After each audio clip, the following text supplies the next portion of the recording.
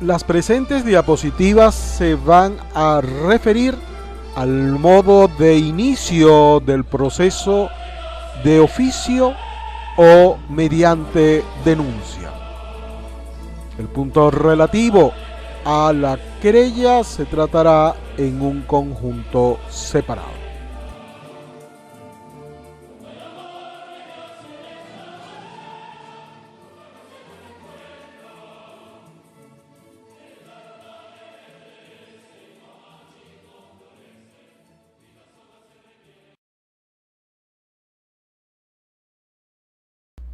Tengamos presente el esquema anteriormente indicado: actos de inicio, actos de desarrollo y actos de conclusión. Evidentemente, comenzaremos este conjunto con los actos de inicio, específicamente de oficio y denuncia, como antes se señaló.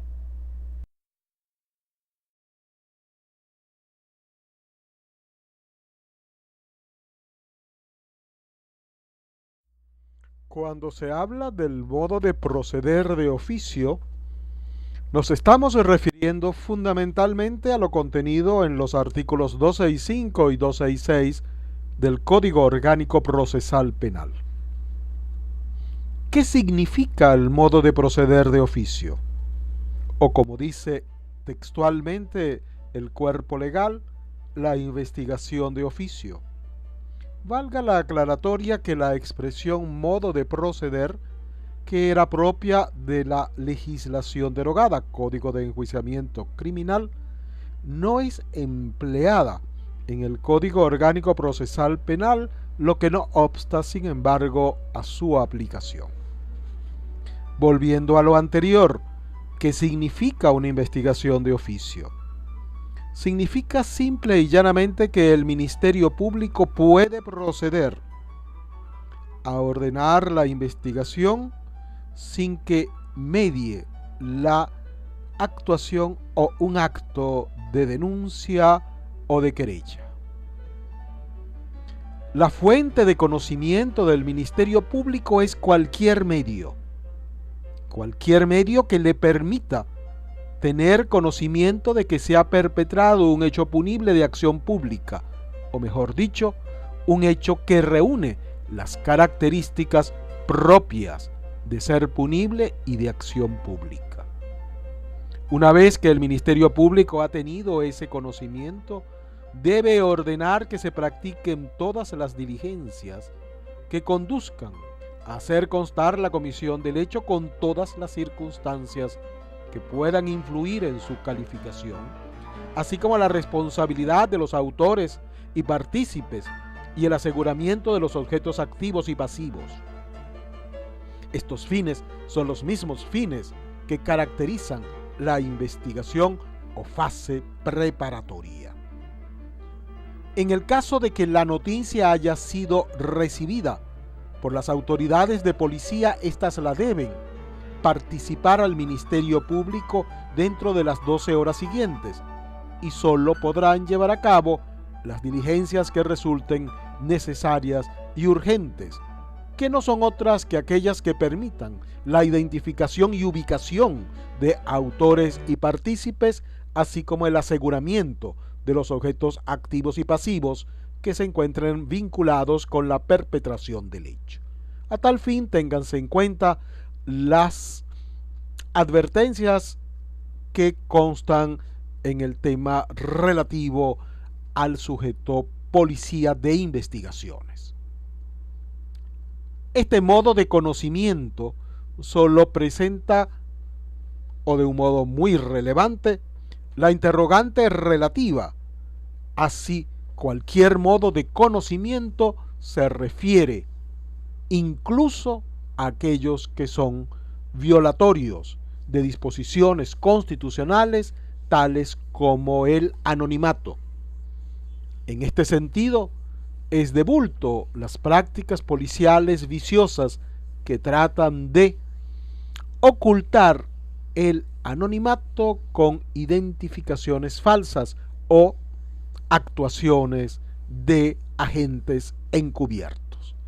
En este aspecto es importante también tener en consideración las conclusiones que se puedan derivar de la teoría del árbol prohibido, con las restricciones y modificaciones que la aplicación de dicha teoría puede tener en este caso, pues no se trata propiamente de la adquisición de pruebas, que como se sabe, solo pueden llevarse a cabo durante la fase de juicio y muy excepcionalmente en la fase preparatoria con el instituto o figura de la prueba anticipada.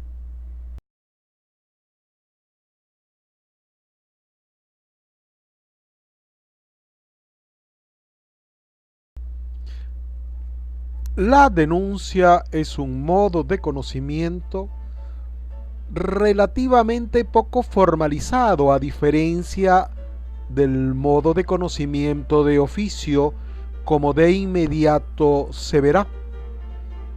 Se encuentra previsto en los artículos 267 y siguientes, y es un medio en virtud del cual cualquier persona puede poner en conocimiento del Estado, vale decir, Ministerio Público o cuerpo policial, de la comisión de un hecho que reviste la apariencia de ser punible y de acción pública.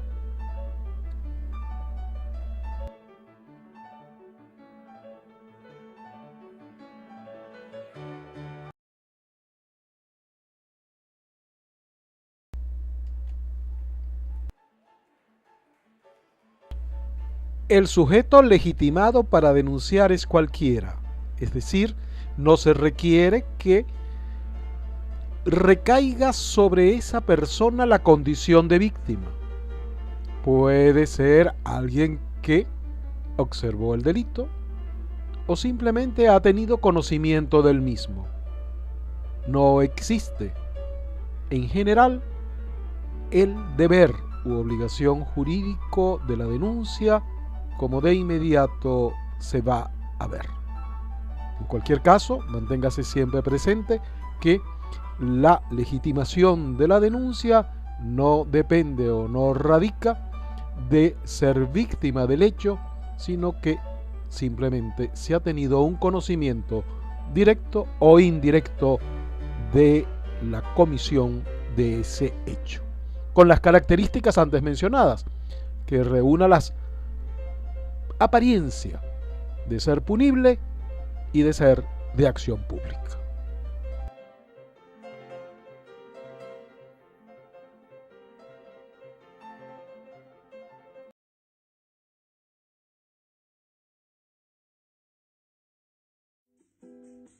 La luna me está mirando, yo no sé lo que me... Como se sabe, la denuncia en principio y como regla no es obligatoria. Sin embargo, hay algunos supuestos de excepción. En primer lugar, en particulares, es decir, cualquier ciudadano, solo en aquellos casos en que la legislación considere que es punible la omisión de la denuncia. Afortunadamente, la legislación penal venezolana no cuenta, hasta donde sabemos, con tipos penales de esta naturaleza que, como se sabe, pueden contribuir de un modo muy eficaz en la construcción o realización de una sociedad de cómplices, porque al fin y al cabo, quien va a determinar quién tiene el deber de denunciar y sobre qué hay el deber de denunciar no es otro que el Estado. En segundo lugar, tenemos el supuesto de los funcionarios públicos, siempre y cuando en el desempeño de su cargo se hayan impuesto de algún hecho punible de acción pública. Por supuesto, debe entenderse que estamos hablando de hechos punibles vinculados con el desempeño de la función pública y no cualquier otro hecho que no guarde vinculación con la mencionada función. En tercer término, tenemos los profesionales de la salud. El numeral tercero del artículo 269 del Código Orgánico Procesal Penal habla de médicos y demás profesionales de la salud. bien pudo haber utilizado una expresión mucho más genérica de profesionales de la salud. Sin embargo, el anacronismo de la norma se pone de manifiesto cuando nos remitimos a los supuestos en los cuales el profesional de la salud se encuentra con la obligación de denunciar por la presunción de la comisión de un delito, en tanto en cuando hayan sido llamados a prestar sus servicios o su auxilio de su arte o de su ciencia. Yo tengo la ropa limpia, ayer tarde la lavé. La luna me está mirando, yo no sé lo que me ve.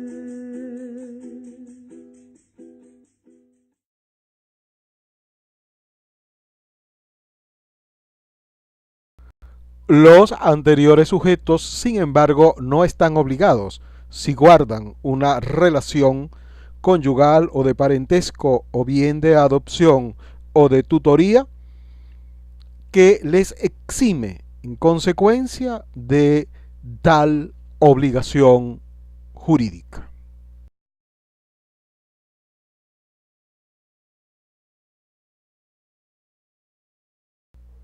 Además de las excepciones por las razones antes mencionadas, vale decir, parentesco o relación de tutoría, existen otras excepciones. En primer lugar, los profesionales del derecho, vale decir, los abogados. En virtud de que estos profesionales se encuentran obligados por el Código de Ética Profesional a guardar el secreto, tal como se lee en el Código de Ética del Abogado en los artículos 25 y siguientes. En segundo lugar, tenemos los ministros de cualquier culto, en cuanto a todas las noticias que hayan recibido en el ejercicio de sus funciones y que se encuentren realizadas bajo secreto. En tercer término, tenemos los profesionales de la salud. Los profesionales de la salud se encuentran igualmente obligados por el secreto médico, tal como lo establece el Código de Deontología Médica en los artículos 126 y siguientes. Un punto interesante a analizar, discutir y reflexionar es la eventual incongruencia que existe entre el numeral tercero del artículo 269 y el numeral tercero del artículo 271, ambos del Código Orgánico Procesal Penal. Punto que puede ser discutido y ser materia de debate a los fines de su mejor y mayor esclarecimiento.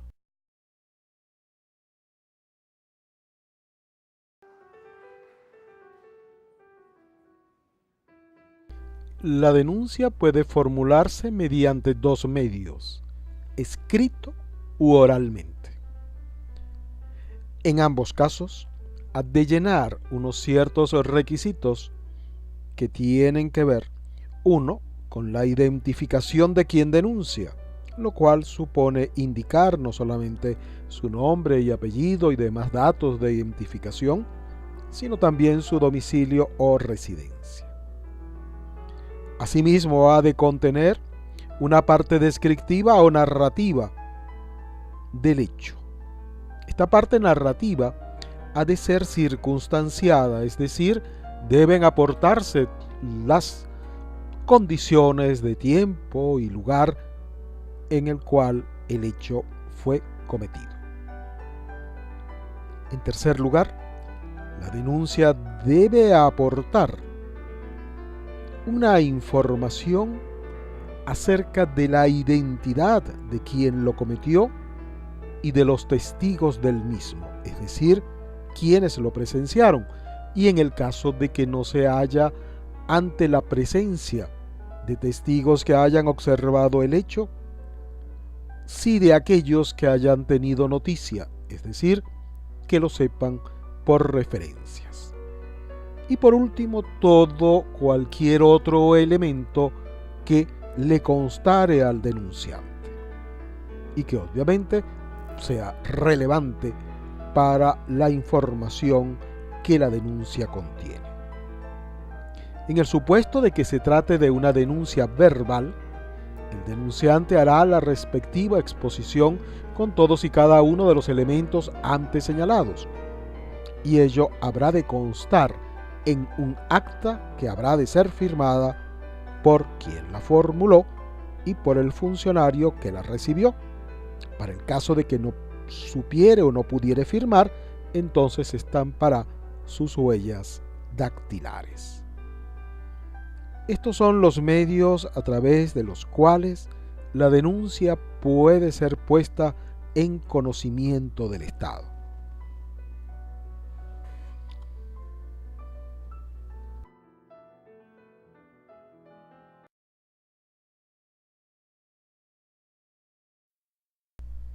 Cuando se habla de modos de la denuncia, se quiere advertir sobre dos aspectos. Uno, ya antes mencionado, el de ser circunstanciada, es decir, el denunciante debe poner de relieve todos los elementos que correspondan o que puedan corresponder a la calificación del hecho en cuanto a modalidades de tiempo y de lugar, y por supuesto de personas.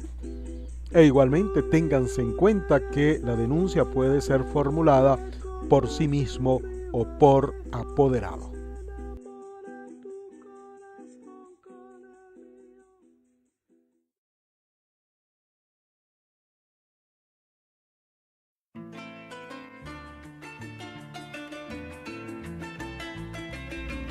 La figura de la imputación pública se encuentra prevista en los artículos 272 y 273 del Código Orgánico Procesal Penal, aun cuando este último no se refiere exclusivamente a la imputación pública. La imputación pública no es más que el reconocimiento de la facultad que tiene una persona que ha sido señalada de haber cometido un hecho punible, de acudir al Ministerio Público para que se investigue aquel hecho que se le atribuye. La consecuencia que se desprende de esta imputación pública es que quien la hizo pagará las costas de la investigación cuando ella no conduzca a algún resultado, siempre y cuando no haya denunciado el hecho. Es decir, si quien hizo la imputación pública además lo denuncia formalmente ante el organismo competente, no acarrea el pago de las costas aun cuando no se haya causado algún resultado.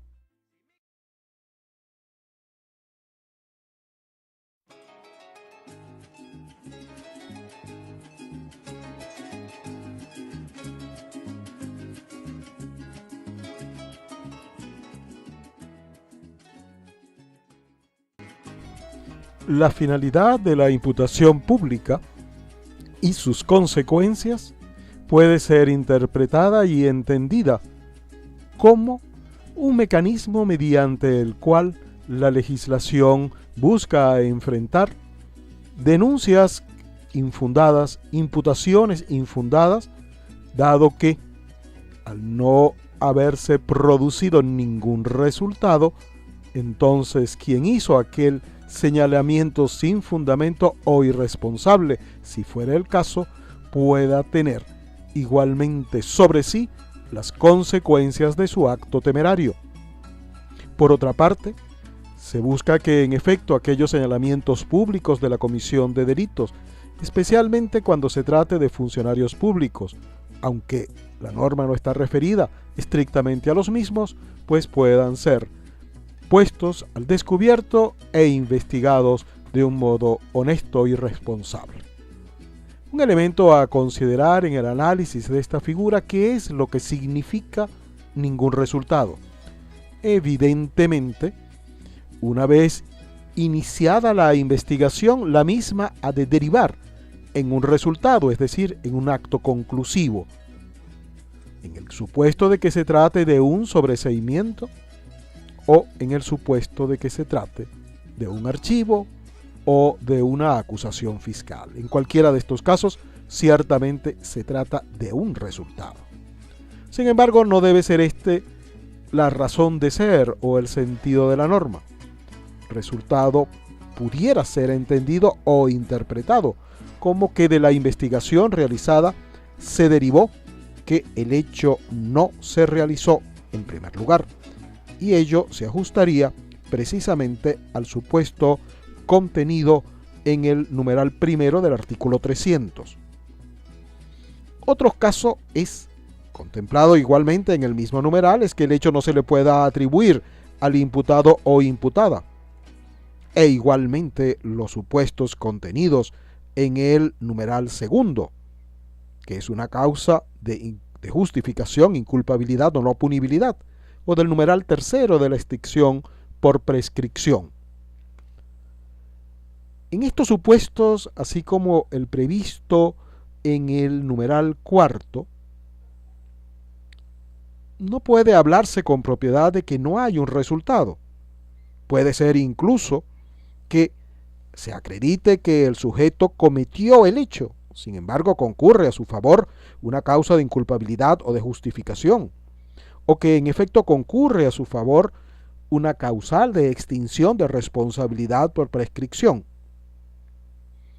En estos casos, puede concluirse que no se encuentra bajo el amparo de la expresión ningún resultado.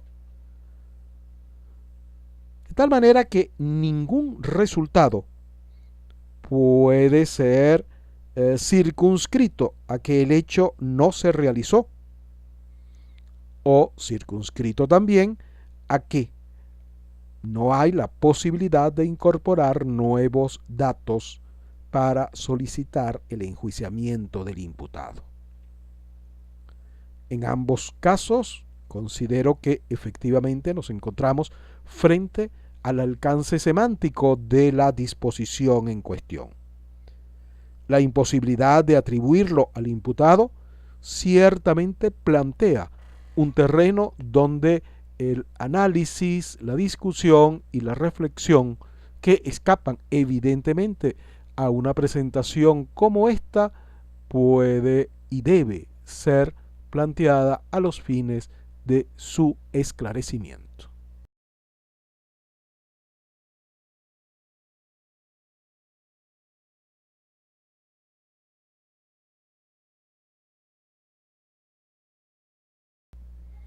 Cuando se trata de denuncia, así como cuando se trata de querella, existen algunas disposiciones que son comunes y a ellas nos referiremos de inmediato.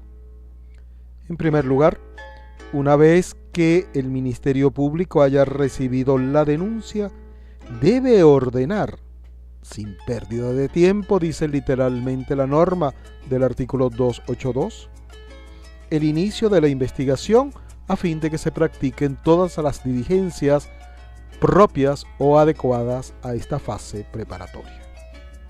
Sin embargo, el Ministerio Público cuenta con un lapso de 30 días siguientes a la recepción de la denuncia o de la querella para solicitar mediante escrito motivado al juez de control que se desestime la denuncia. Las causas de dicha desestimación son tres. Una, que el hecho no revista carácter penal, es decir, que el hecho no sea típico. En segundo lugar, que la acción esté prescrita. En tercer lugar, que exista un obstáculo legal para poder desarrollar el proceso. En este último supuesto, deberá vencido o culminado el obstáculo procederse a la continuación de la investigación. Igualmente, esta previsión existe cuando el Ministerio Público observe que el hecho no es de acción pública, sino que depende de instancia de parte. Recibido por el juez de control Este debe proceder a dictar su decisión. Dicha decisión puede ser de dos tipos. Una, que acepta la desestimación, supuesto en el cual las actuaciones se van a devolver al Ministerio Público para que éste proceda al correspondiente archivo. La segunda posibilidad es que el juez rechace la desestimación, caso en el cual debe ordenar que se prosiga la investigación. Téngase también en cuenta que la decisión que declara con lugar la desestimación es apelable por la víctima, sea o no querellante, y el lapso de que dispone es de 5 días siguientes a la fecha de la publicación de la decisión. Obviamente debe considerarse que, aun cuando la ley no lo establece de una manera expresa, debe procederse en aras del debido proceso a la correspondiente notificación de la víctima a los fines de que ésta pueda interponer el respectivo recurso si fuere el caso.